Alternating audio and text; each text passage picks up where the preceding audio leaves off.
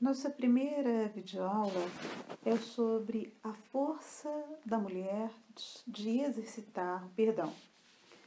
Bem, queridas, seguir os nossos instintos ou viver em um automatismo como mulher, repetir padrões de muito tempo, de gerações, não exige que você tome decisões ou faça mudanças.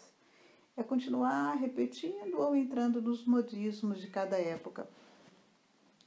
Você simplesmente reage, estímulo e resposta de lutar, correr ou ficar paralisada. Chorar, se vitimizar, dizer que o mundo é assim mesmo, que sua vida está até melhor que a da maioria das pessoas. Você pode achar esse tipo de existência instintiva até atrativa, mas na verdade ela é fonte de muita dor e sofrimento. Por outro lado, mulheres inteligentes podem e devem tomar decisões e viver com a consequência dessas decisões. E essa inteligência significa também aprender a controlar as emoções ou decidir a melhor opção a fazer em cada situação. Uma das decisões mais difíceis que uma mulher inteligente sempre tem que tomar é a decisão de perdoar. Mas não é um perdão inocente, não é um perdão bobo. É um perdão por vezes a si mesma, mas é aprender também com os transtornos passados para que eles não se repitam e deixar que eles vão embora. O mundo, ele não começou ontem e nem vai acabar amanhã. Ele sempre segue adiante. Nem um dia sequer pode ser vivido novamente. Na maioria das vezes, nós somos levados pelo fluxo dos nossos destinos mal concebidos, achando que é uma sina. Mas, na verdade, é uma mistura de demandas do passado, expectativas dos outros e uma entediante inércia na nossa própria fadiga, uma preguiça em mudar. Muitos dos eventos que encontramos não podem ser mudados nem evitados. Eles têm múltiplas causas que se ramificam no passado. O que parece muitas vezes, no entanto, serem escolhas de livre-arbítrio, podem, na verdade, ser crenças que nós herdamos de pessoas que vieram antes ou crenças que nós aceitamos por doutrinação maciça, midiática, religiosa, familiar. É preciso, como deuses, nós erguermos acima das cadeias de causa e efeito e determinar a direção dos eventos futuros em nossa vida. O perdão é uma das oportunidades de mudar isso. Não há dúvidas de que existe sofrimento no mundo. Quanto mais precárias nossas condições de vida se tornam, maior se torna a nossa vulnerabilidade ao sofrimento. E por isso nós precisamos ampliar nossa força e diminuir a vulnerabilidade. Um preço adicional que às vezes nós temos de pagar é o risco de sermos vitimados pelas outras pessoas que compartilham conosco a vida. Cedo ou tarde, a maioria de nós descobre como é sermos vítimas de ações errôneas de outras pessoas, enganos e intenções maldosas em vários tipos de situações diferentes. A questão fundamental que nós gostaríamos de chamar a atenção é como lidar com esses eventos, que deixam marcas e cicatrizes dentro de nós. Nós suportamos, nós recuperamos e seguimos em frente, assim como devemos fazer com os sofrimentos naturais. Ou nós negamos, resistimos e envenenamos o resto das nossas vidas, culpando alguém por estragar o que poderia ter sido. E em raras ocasiões, a vida nos oferece a oportunidade de nos erguermos acima das cadeias de causa e efeito.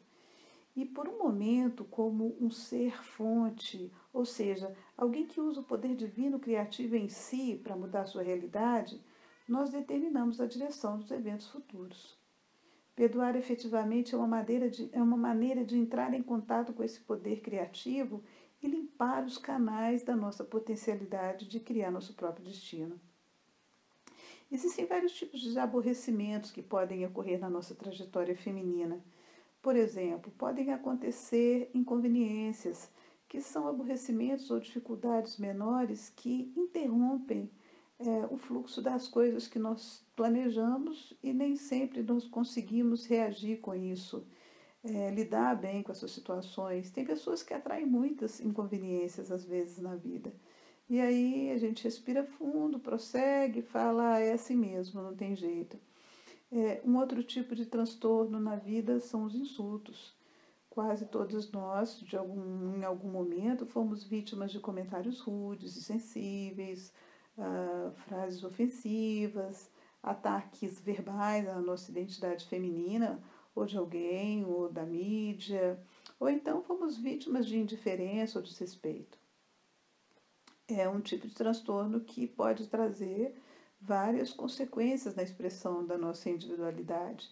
E quase sempre os nossos comentários sobre as pessoas que geram tais transtornos, eles estão errados, são preconceituosos, convencidos, invejosos ou coisas do tipo, e tradicionalmente nós somos amparados, assim, socorridos pelas pessoas que nos amam, elas dizendo, olha, não deixe que essas palavras te firam.